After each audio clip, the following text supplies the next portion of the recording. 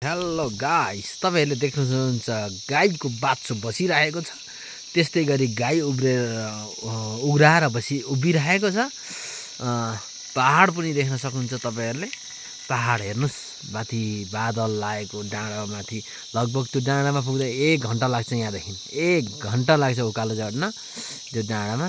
माथितिर देख्न सक्नुहुन्छ तपाईँले यस्तो घाम मैलो डाँडा पाखा हरियाली रुख बिरुवा स्वच्छ हावा वातावरण भएको ठाउँ र यहाँ हामीलाई अक्सिजन लिनलाई कुनै समस्या पर्दैन। अक्सिजन जति पनि पाउन सकिन्छ, किनभने हरिया रुख बिरुवा त्यस्तै गरी स्वच्छ हावा वातावरण छ। धुवा धुलो भन्ने चाहिँ यहाँ हुँदैन।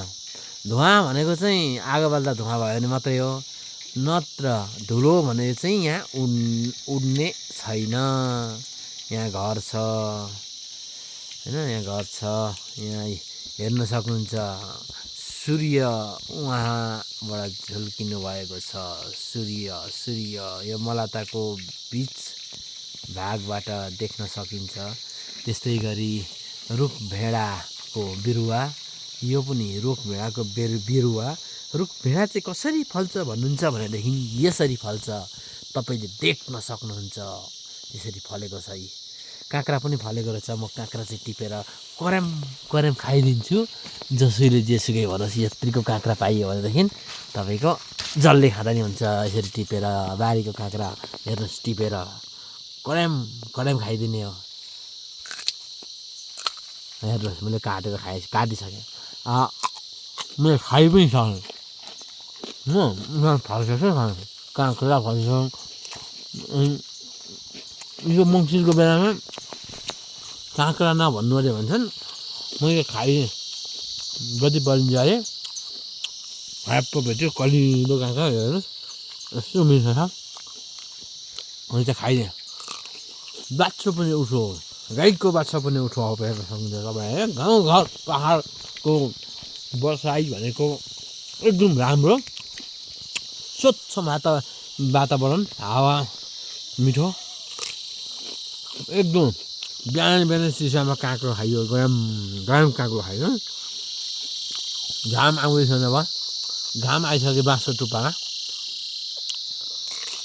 त्यस्तै गरी उत्तिसको बोट, यहाँ उत्तिसको रुख हो। यो उत्तिसको रुखको टुप्पामा घाम आइसकेको छ।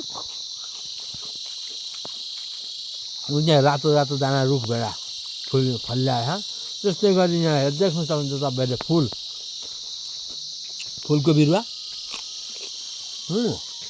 फुल फुलेर मर्न आँटेको बिरुवा हो। अब हाम्रो काले के छ त्यो आँखामा? हेर्नुहोस्, कुकुर पनि यहाँ बाँधेर राखेर डराउँछ। मलाई कुर्छ कि भयो होइन। यस्तो वातावरण छ कि तपाईँहरू सोच्नै सक्दैन। कुल एकदम चिसो, बस्दाखेरि यस्तो मिठो हावा आउँछ। यहाँ तल कोपी बारी अम्लिसो छ। यो बाटो फुल छ। यहाँ हेर्न सक्नुहुन्छ तपाईँहरू यो आरुको रुख। तर देखाउन बिर्सेछु, सबैभन्दा ठुलो कुरो अलैँची बगान हेर्नुहोस्। सबैहरू देख्न सक्नुहुन्छ अलैँची बगान। अलैँची बगान देख्नुहुन्छ। 5 मिनटको भिडियो जान्छ र यो भिडियो आउनेछ युट्युबमा।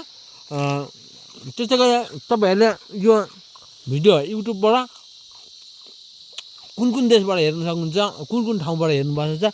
अलैँचीको बोटा हजुरहरू देख्नु भएको छैन भने देख्न सक्नुहुन्छ। फल तल फल्छ, वहाँ तल होइन।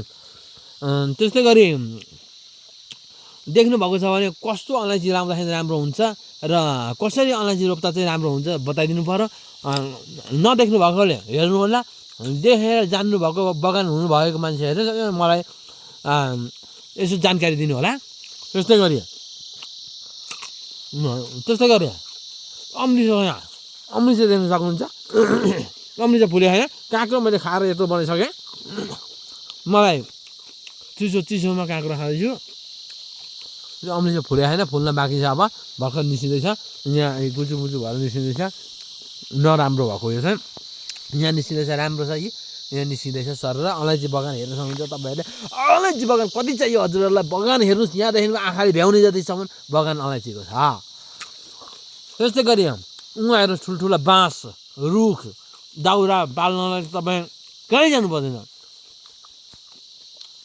पर्दैन अलैँची बगानभित्रै दाउरा घाँस के चाहियो अलैँचीको बोट यस्तो हुन्छ हेर्नुहोस् यहाँ तल फल्छ टिपेर लगिसकेको छ अलैँची टिपिसकेका छन् अब आगो फल्छ आगो फल्नको लागि यहाँ हेर्न सक्नुहुन्छ टुसो यो टुसो आइरहेछ नि यहाँ यो रातो यहाँबाट फुलेर फल्ने हो अलैँची त्यसै गरी हजुर बगान 5 मिनटको भिडियो बनाउँछु भनेको 5 मिनट 6 मिनट हुन आँटेछ ल तपाईँहरूलाई म अहिले देखाउन अब यति नै हो बाँस हेर्न सक्नुहुन्छ कति छ बाँसहरू यहाँ हेर्नुहोस् बाँसै बाँस छ जता गयो बाँस उता आयो बाँस जो हुनुहुन्छ ल त बाई बाई